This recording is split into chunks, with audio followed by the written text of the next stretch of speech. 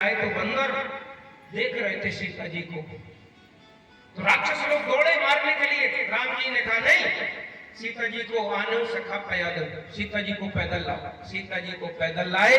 आहा, सीता जी ने कहा लक्ष्मण हो धर्म के नेगी पावक प्रगट, आज असली सीता निकल आई। जो कौन थी लंका में बंधुओं? कौन सी सीता जी लंका में थी? छाया सीता। छाया सीता। जो असली सीता कहाँ थी? बोले अस तुम पावक में करो निवासा। आज लक्ष्मण के सामने महाराज असली सीता जी निकले, और निकलने के बाद उसके बाद भी तो धोबी ने कह दिया था, विचार करो राम जी से। श्री राम जी ने सुना कि हमारे प्रजा के नागरिक ने अपनी पत्नी को डांटते हुए, और एक महाराज उसने उल्हाना दिया कि हम ऐसे थोड़े थे कि राम जो उनकी पत्नी लंका में महाराज रावण के यहाँ लंका में जबकि नहीं रही सीता, अशोक वाटिका में रही। कहने वाले तो कुछ भी कह देते, हम रखते, लेकिन उसी नागरिक की एक बात सुन के सीता जी का दोबारा वनवास धोबी ने करवाया था। लेकिन उसी धोबी को भगवान ने, जानते हो, द्वापर में उसकी अच्छी हिसाब से उसी धोबी की व्यवस्था भगवान ने लगा दी थी, उसका उद्धार भी कर दिया था। और ये राजा रामचंद्र भगवान की आज सीता जी, लक्ष्मण जी, राम जी, विभीषण, अंगद, हनुमान, जाम्बल, आज दुबे, मयन, नील, नल, सब बंदर खड़े हैं। अब जैसे ही देखो पुष्पक विमान आया, और जब पुष्पक विमान आया, पुष्पक विमान में सब बैठे, और उसमें एक विशेषता थी, क्या कितने भी बैठ जाओ पर भी 2 सीटें खाली रहती थी। अब जैसे बैठे तो श्री राम जी ने कहा पुष्पक, बोले क्या? आज 14 वर्ष की अवधि पूरी हो रही है। उस 14 वर्ष की अवधि में के अंदर ही मुझे अयोध्या जाना है। अगर नहीं पहुंचते हैं तो क्या होगा? बीते अवधे जाऊं जो जियत न पावो भी। भरत जी ने कहा था प्रभु बस मुझे तारीख बता दो, समय बता दो। तो अगर प्रभु तुम उस समय नहीं आए तो ये भरत अपने प्राणों का परित्याग कर देगा। हे पुष्पक, अयोध्या मुझे कितनी जल्दी ले जा सकते हो? बोले प्रभु ओवरलोड है, कम से कम 6 घंटा लगेंगे लंका से अयोध्या तक जाने में। अच्छा, बोले बहुत ज्यादा। ठीक है, राम जी ने आज बंधुओं जैसे बैठे, बैठने के बाद तुलसीदास जी कह रहे हैं, सारे बंदर जय जयकार करते हुए, चलत विमान को लाहले होई। सभी लोग कहो, सबके पास गाड़ी है, मोटरसाइकिल है, अच्छा उसके बाद 4 व्हीलर है, यात्रा करते हो। आपको बता देते हैं कि रामचरितमानस की चौपाई नहीं है, मंत्र नहीं है, ये महामंत्र है। आजकल बहुत एक्सीडेंट हो रहे हैं। अच्छा, क्योंकि हम सुनते तो सब है, इससे सुना वो छोड़ देते हैं, मनन नहीं करते हैं बंधुओं। अगर मनन करोगे तो आप लोग वक्ता बन जाओगे, पक्की बात है, वक्ता बन जाओगे मनन करोगे। मनन नहीं करते हो। ये रामचरितमानस के इस मंत्र को जहां भी मोटरसाइकिल से जाओ, कहीं जाओ, तो कम से कम 2-4 बार गुनगुना लो। तो होगा क्या कि अगर आप रामचरितमानस की चौपाई को गुनगुनाएंगे तो जहां भी यात्रा करने के लिए जाओगे, तो जब लौट के आओगे तो घर सकुशल लौट के आओगे, तुम्हारा कोई खतरा नहीं होगा। ये पक्की बात है। कौन सी चौपाई है? तुलसीदास जी कह रहे, सारे बंदर कह रहे, चलत विमान को लाहले होई, ओ जय रघुवीर कहाए सबे कोई। सारे बंदर सब लोग जा रहे हैं। आहा, इधर क्या हुआ? हनुमान जी से कहा, हनुमान जी जाओ, पहले हम देर में आएंगे, भक्तों से मिलके पहले हनुमान जी से तुम जाकर कहा नंदी ग्राम में मिलना। बंधुओं, भरत जी जाते, हनुमान जी जाते भरत जी के पास। भरत जी बैठे देख कुशासन जपत सिरवत नयन जल जात, राम राम रघुपत जपत सिरवत नयन जल जात। उषा की आसन डाले, आंखों से अश्रुपात हो रहा है, रो रहे हैं बस मेरे राम राम राम राम की ध्वनि हो रही है, आंख नहीं खुल रहे। आहा, हनुमान जी ने कहा पहुंच गए, चिंता मत करो हे भरत, बस प्रभु श्री राम जी आए हैं, आने वाले हैं। अच्छा चलो अयोध्या जल्दी। तुलसीदास जी कहते हैं, भरत जी कह रहे हैं, को तुम ताते कहाते आए, मोहे परम प्रिय वचन सुनाए। मारुत सुत में कपिहनुमाना, नाम में मोर सुन कृपा निधान। राम में दूत रघुपति तीरकंकर, सुन तो भरत। भरत जी उठे, हनुमान जी के हृदय से लगाया, भैया कौन हो? तुमने तो आग में डूब रहा था, श्री राम जी के वियोग में प्राणों को छोड़ना चाहता था, लेकिन तुमने डूबते हुए के लिए एक बेड़ा बन गए हो, एक नाव लेके आ गए हो। कौन हो? बोले मेरा नाम हनुमान है, मैं राम का दूत हूँ, आपको यहाँ सूचना देने आया हूँ। अयोध्या में श्री राम जी पहुँचने वाले हैं, चलिए अपन। भरत जी तुरंत पहुँचते नंदीग्राम से। पूरी अयोध्या सजी हुई है, बंधन पताके घी के दीपक जल रहे, चारों तरफ राम की जय जयकार हो रही है। आज चारों तरफ जय जयकार हो रही है श्री राम जी की। लेकिन उसी समय श्री राम जी आए, सबसे पहले सुरसरी के किनारे केवट के पास आए। आज सीता जी ने जो गंगा मैया से प्रार्थना की थी कि लौट के आऊंगी तो मैं आपका पूजन करूंगी, सीता मैया ने पूजन किया, और पूजन करने के बाद श्री राम जी ने निखाद को और अपने साथ में बैठा लिया। आहा, केवट प्रसन्न हो गया। आज प्रभु श्री राम जी आए, सारे लोगों को दौड़ा दिया, बोले चलो भगवान से मिलते हैं, भगवान से मिलते हैं। बंधुओं, केवट ने दर्शन किए, दर्शन करने के बाद प्रभु श्री राम जी अयोध्या के लिए चलते हैं। निखाद को लेके जब चले तो सारे अयोध्यावासी वहां पर महाराज ठंडी ठंडी आज शीतल मंद सुगंध हवा चल रही है, सरजू में कल कल की लहर आ रही है, आज तक वेद ध्वनि हो रही है, चारों तरफ व्यवस्था, राम की जय जयकार हो रही है। राम आने वाले हैं, राम आने वाले हैं। साहब श्री राम जी का पुष्पक विमान उतरा, उतरने के बाद सारे बंदर बैठे थे, गुरु वशिष्ठ जी आ रहे थे सामने से, चलो राम जी की अगुवाई करेंगे। तो राम जी ने देखा कि गुरु जी आ रहे, सफेद दाढ़ी वाले राम जी ने देखा गुरु जी है, तो श्री राम जी खड़े हो गए। तो बंदर बोले प्रभु ये सफेद दाढ़ी वाले बाबा कौन है? बोले क्यों? अरे हमने देखा बड़े बड़े विमलात्मा महात्मा ब्रह्मा विष्णु महेश, अच्छा वरुण, बड़े बड़े देवता महाराज आपको देखकर खड़े हो जाते हैं, और जी कौन बाबा है जिनको देखकर आप खड़े हो गए?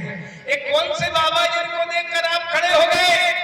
तो श्री राम जी क्या कहने लगे? श्री राम जी कहते गुरु वशिष्ठ जी हमारे गुरु जी है। अब अंदर के गुरु जी क्या होते हैं, अंदर क्या जाने? बोले इनसे क्या होता है कि गुरु वशिष्ठ अरे कुल पूज्य हमारे जी, हमारे कुल पूज्य है। तो बंदर बोले कुल पूज्य से क्या होता है? बोले इनकी कृपा, ये कृपा करते हैं। अच्छा, तो बंदर बोला प्रभु इनकी कृपा से क्या होता है? बोले इनकी कृपा तुझे मारे। अरे इनकी कृपा से कुंभकर्ण राक्षसों को लंका में मारने के बाद विजय प्राप्त हुई। बंदरों ने सबने हाथ छोड़ दिया, बोले देख लिया। बोले क्यों?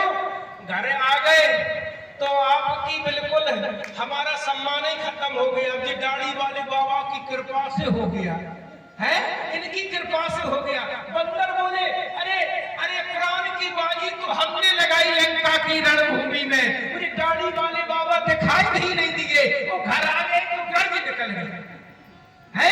लेकिन जब वहां रावण मारा था तो राम जी ने क्या कहा था पता? क्या कहा था कि तुमरे ही बल में रावण मारो। सारे बंदरों से कहा था राम जी ने कि तुमरे ही बल में रावण मारो, तिलक भी सत का पुन सारो। ऐ बंदरों, अगर रावण जैसे दुर्दांत अपराधी को अगर कहीं मारा है तो तुम्हारे देखो राम जी श्रेय दे रहे किसको? बंदरों को।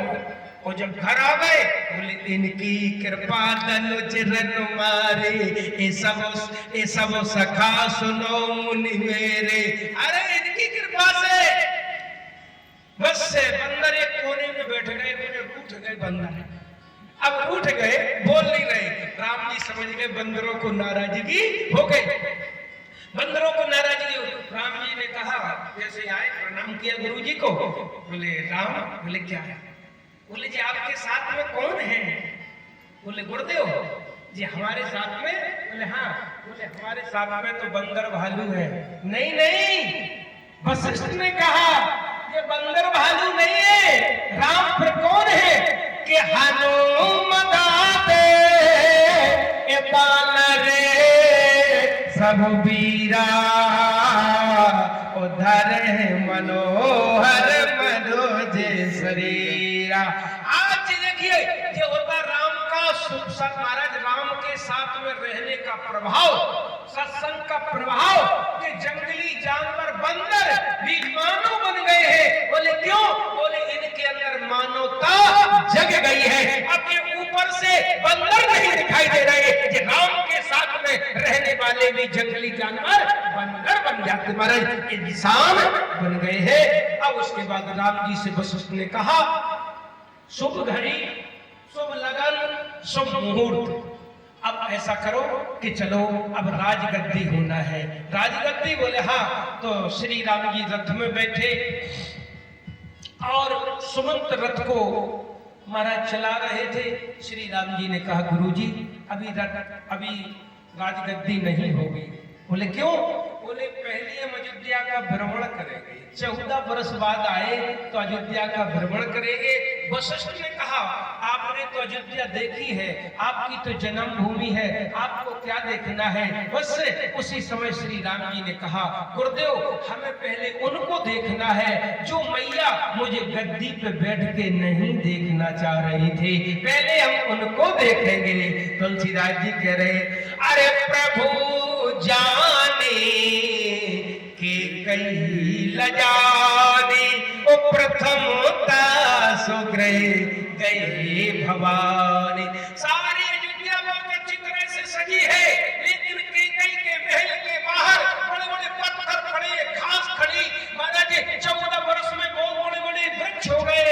बस राम ने कहा मंत्री से मंत्री ये पूरी अयोध्या को तुमने सजाया, मणि माणिक अच्छा बंधन वाले पताके मणियों के चौक पूरे हैं, सब कुछ किया, लेकिन ये बताओ ये कैकई के महल के बाहर तुमने रास्ता साफ क्यों नहीं किया?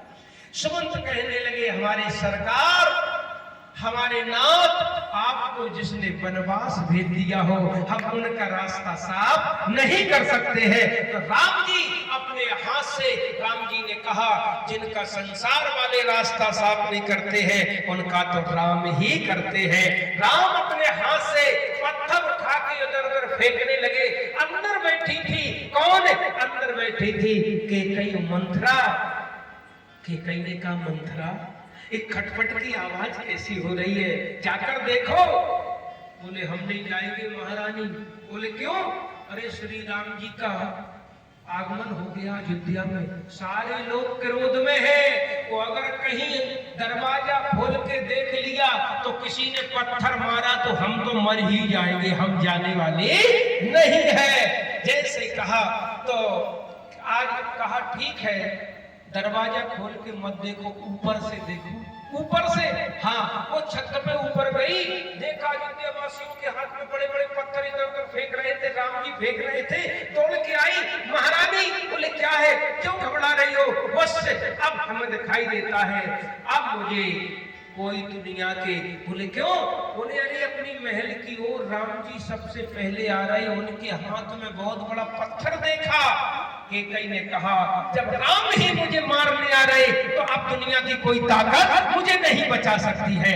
इधर राम जी ने रास्ता साफ किया। एक संत ने बहुत बढ़िया भाव लिखा, राम रोते हुए सबसे पहले आज महाराज वनवास से लौट के आए, न तो कौशल्या के महल में गए न सुमित्रा के महल में गए। कहाँ जा रहे? अरे महतारी कहाँ प्रभु, महतारी कहाँ प्रभु, तीरथ जाते बढ़ावत पैया। अरे कीते सही दुख मेरे लिए, को जानत नहीं तुम जानती हो। अरे कहाँ हो माँ, कहाँ हो? उसी समय मंथरा से कहा मंथरा दरवाजा खोलो। हम नहीं जा सकती महारानी। केकई ने दरवाजा खोला, केकई ने देखा, तुरंत ही राम को देखकर पीठ फेर ली। राम की आंखों में आंसू आ गए। माँ मैं इतना भागी हूं, मैं इतना दुष्ट हूं, इतना पापी हूं कि आज मुझे देखकर माँ, जो तुम मेरी आंखों में काजल लगाती थी, मेरा श्रृंगार करती थी, आज वो माँ मुझे देखकर पीठ फेर ली है। बस केकई ने कहा बेटा मैंने तुम्हें पीठ नहीं फेर ली है, ये केकई इतनी अभागिन है कि अपने राम को मुख नहीं दिखा सकती है, मुख नहीं दिखा सकती है। बेटा आज केकई के कारण ही तुम्हें 14 वर्ष वनवास जाना पड़ा है। मुझे सारे लोग गाली देते हैं और मेरे ऊपर इतना महाराज इतनी कालमा लग गई है कि हम तुम्हें मुख नहीं दिखा सकती हो। राम ने कहा माँ मैं उसी कालमा को तो साफ करने आया हूँ, उसी कालमा को। अब तुम तैयार हो जाओ। इधर क्या होता, कौशल्या केकई सुमित्रा सीता जी को स्नान कराती है। राम जी आज अपने भरत की जटा बड़ी बड़ी उनको निर्वारते हैं, लक्ष्मण की जटाओं को निर्वारते हैं। अच्छा शत्रुघ्न को आज महाराज भरत जी स्नान करा रहे हैं, राम जी लक्ष्मण जी को स्नान करा रहे हैं। अच्छा सब लोगों ने स्नान किया। अब शुभ घड़ी और शुभ लगन और शुभ मुहूर्त आ रही है। सारे विद्यावासी बंधुओं तुलसीदास जी कहते हैं कनक सिंहासन सिए समेता, सोने का सिंहासन रख दिया है। अब उसके बाद सोने के सिंहासन में महाराज भगवान श्री राम और लक्ष्मण जी नीचे बगल में बैठे हैं। बीच में आपने देखा सीता जी बैठी है, नीचे लक्ष्मण है, पीछे भरत जी है, इस साइड में कौन है? बोले इधर शत्रुघ्न है, शत्रुघ्न है। अब उसके बाद गुरु वशिष्ठ जी आए थाल लेके तिलक करने के लिए। तुम भी तिलक करो कि नहीं करो? हाँ तुलसीदास जी कह रहे प्रथम तिलक अरे वशिष्ठ मुनि की ना, पुन सवे बेप्रन आयुष देना। तिलक को थाली में चंदन लेके और तिलक लगाओ भगवान को। सर्वमंगल मांगल्ये शिवे सर्वार्थ साधके शरण्ये त्र्यंबके गौरी नारायणी नमस्ते। जयति मंगला काली भद्रकाली कपालिनी दुर्गा क्षमा शिवा धात्री स्वाहा सदा नमस्ते। मंगलम भगवान विष्णु मंगलम गणध्वजा मंगलम पुंडरीकाक्षाय मंगलाय तनो हरि। हिना लगा दो भगवान, ठीक है वही लगा दो, वही लगा दो। हाँ और दक्षिणा रखो, अभी तक दक्षिणा रखी एक दिन आप अब तक चलो। जिनको भगवान का तिलक करना है तिलक कर सकते हो। और उसके बाद आरती हो गई और प्रसाद। हाँ एक तब तक हम भजन गा रहे हैं और हमारे भैया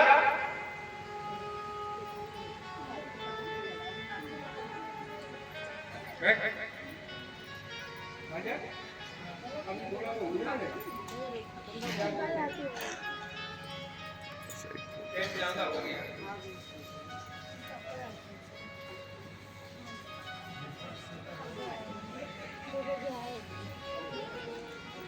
मोड़ दो, मोड़ दो, मोड़ दो।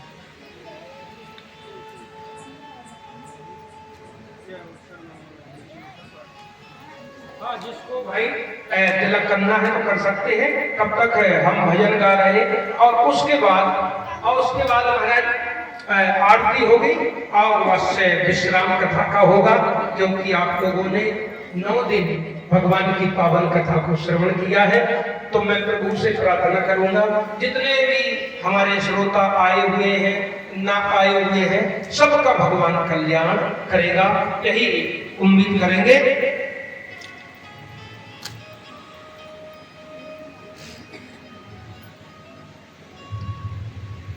हाँ, किसी को नहीं करना है, नहीं करना तो कोई बात नहीं। हाँ, सीताराम रस रस बरसे जैसे सावन की झड़ी। ओ सीताराम रस रस बरसे जैसे सावन की लड़ी। सीताराम का रस रस बरसे जैसे सावन की झड़ी। सीताराम रस रस बरसे जैसे सावन की लड़ी। सावन की झड़ी रे प्यासे प्राणों पे पड़ी। सावन की झड़ी रे प्यासे प्राणों पर पड़ी। सीताराम रस रस बरसे जैसे सावन की लड़ी। जैसे राम दरस रस बरसे जैसे सावन की झड़ी। ओ सीताराम रस रस बरसे जैसे सावन की लड़ी। राम लखन अनमोल नगीने, सभी लोग गाएं। राम लखन अनमोल नगीने। अवध अंगूठी में जड़ दीने। अवध अंगूठी में जड़ दीने। राम लखन अनमोल नगीने।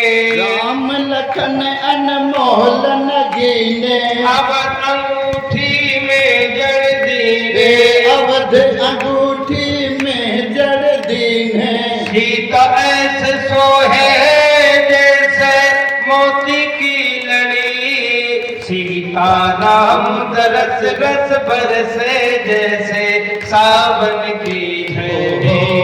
सीताराम रस रस बरसे जैसे सावन की लड़ी। राम सिया को रूप निहारे। राम सिया को रूप निहारे। राम सिया को रूप निहारे। नाचे गावे सब नर नारी। नाचे गावे सब नर नारी। नाचे गावे सब नर नारी। नाचे गावे सब नर नारी। चलने दर्शन कर आवे का सोचत है खड़ी। चलो दर्शन कर आवे सोचत सब है खड़ी खड़ी। सीताराम दरस रस बरसे जैसे सावन की झड़ी। ओ सीताराम रस रस बरसे जैसे सावन की। सावन की झड़ी रे प्यासे प्यारों ते पड़े। सावन की झड़ी रे प्यासे प्राणों पर पड़ी। सीताराम दरस रस बरसे जैसे सावन की झड़ी। हो सीताराम रस रस बरसे जैसे सावन की लड़ी। रोम रोम को नैन बना लो। रोम रोम का मेल बना लो। राम दिया के दर्शन पालो। राम सिया के दर्शन पालो। रोम रोम को नैन बना लो। राम सिया के दर्शन पालो। रोम रोम को नैन बना लो। राम सिया के दर्शन पालो। परसों की पीछे से आई ए मिलन की घड़ी। परसों से मिलने को आई मिलने की राम दरस रस बरसे जैसे सावन की घड़ी हो सीता राम दरस रस बरसे जैसे सावन की लड़ी। सावन की झड़ी रे जैसे प्यारे प्राणों पे पड़ी। सावन की लड़ी हो जैसे प्राणों पर पड़ी। सीता राम दरस रस बरसे जैसे सावन की झड़ी। ओ सीता राम दरस रस बरसे जैसे सावन की लड़ी। बोलिए राजा रामचंद्र भगवान की जय हो। तुलसीदास जी कह रहे राम राज्य बैठे त्रैलोका वो हर्षित भये गए सब सो। बोले तैर के भौतिक तापा राम राज्य नहीं काहू व्यापा। अरे सब नर करे परस्पर प्रीति ओ चले सुधर्म निरत श्रुति नीति। आज राम राज्य की स्थापना हो गई बंधुओं। भगवान श्री राम जी कनक सिंहासन शीश समेता और बैठे राम हो चित चेता सोने के सिंहासन पर बैठे हैं। आज बंधुओं हनुमान जी बैठे खुशी जी ने तिलक किया। तुलसीदास जी कहते राम राज्य बैठे त्रैलोका।